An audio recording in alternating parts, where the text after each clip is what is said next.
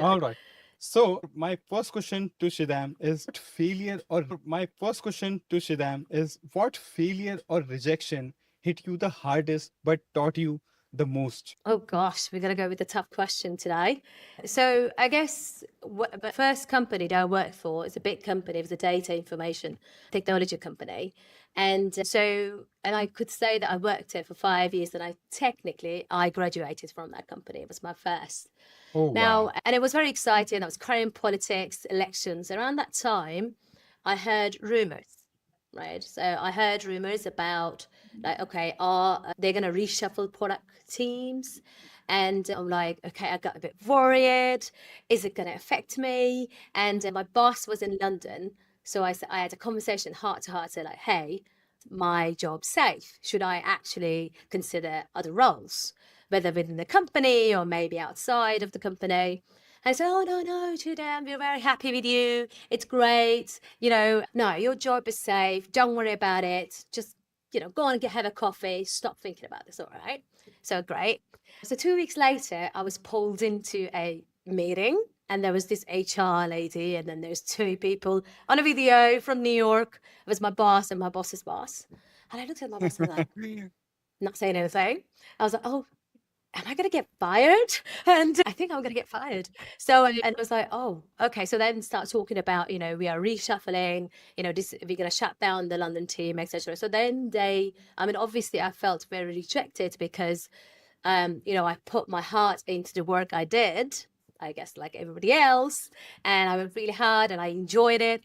And so I was thinking, what did I do Mhm. wrong? But they offered me a different role as in data team. So I was like, okay, I didn't even ask about the details of what that looked like because I thought at that point I was rejected. I'm going to leave the company.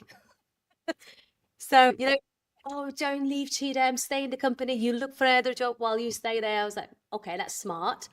But no, I'm just going to leave. So it took me a while to actually get back into the job market, understand then what's the ins and out. But then I found a job and it was quite challenging. And I was quite happy that happened to me because otherwise I think probably I would never left the company. I would Mm. never known Mhm. ins and out the product management. And we didn't even use Jira, you know. So we were just using our own system, our own little world. And when people like, Mhm. oh, are you using Jira? I was like, what is that? And are you agile? And then I have to learn all this terminology and sort of get into the market. And so I was like very out of skills, I realized. So that was a good thing for me, the best decision, one of the best decisions I ever made, actually. So I left, so I put myself out there Yeah, and find absolutely. different opportunities. So everything happens for a reason. So I know that it's first time hits, but All then right, later that's on you're just great. like, That's okay, great this to was know. for a better future for myself. So that's the story. So yeah, it happened with me also. All right. Yeah, thank you so much for this amazing story. My next question to Rehnuma. What are you still learning about yourself right now? right now.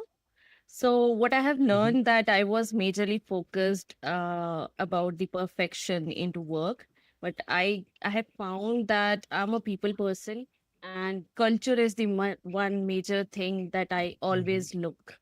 So that is the one thing that I have recently explored. All right, great. Thank you so much. And now, Zara, I want to ask you, what is the best career advice that you ever got? That's very Mhm. interesting question. I guess it was an advice that attitude Mhm. beats aptitude, obviously. So it's more about the growth mindset. It's more about how you take feedback, how you grow and act upon it. But it was Really? thought What in was a very that? tough manner. So there's also a funny story behind. So I'm originally from Uh-huh. Azerbaijan, and this is where I started my career. And I started working at an international company where the manager said, like, the C level was also Azerbaijanis, and Really? we're tough people, to put it bluntly there. And yeah, so it is very strict to the point. So it was during four Mhm. hour session with my line manager that is located and based in Netherlands, and it was after hours, so it was starting from 1 p.m. till 4 p.m. in the morning, where he was just bombing me with, you need to change your attitude, you need to change your Mhm. mindset. Your skill sets are there, but it will not allow you. So with the particular set of skills, you can grow to a particular extent. But if you want to push far, you need to also change the mindset. You need to also think about how you should take feedback, because before I was really defensive. I was looking for, no, that's not right because of this, that's that. And he basically taught me, you need to take it. You just accept this.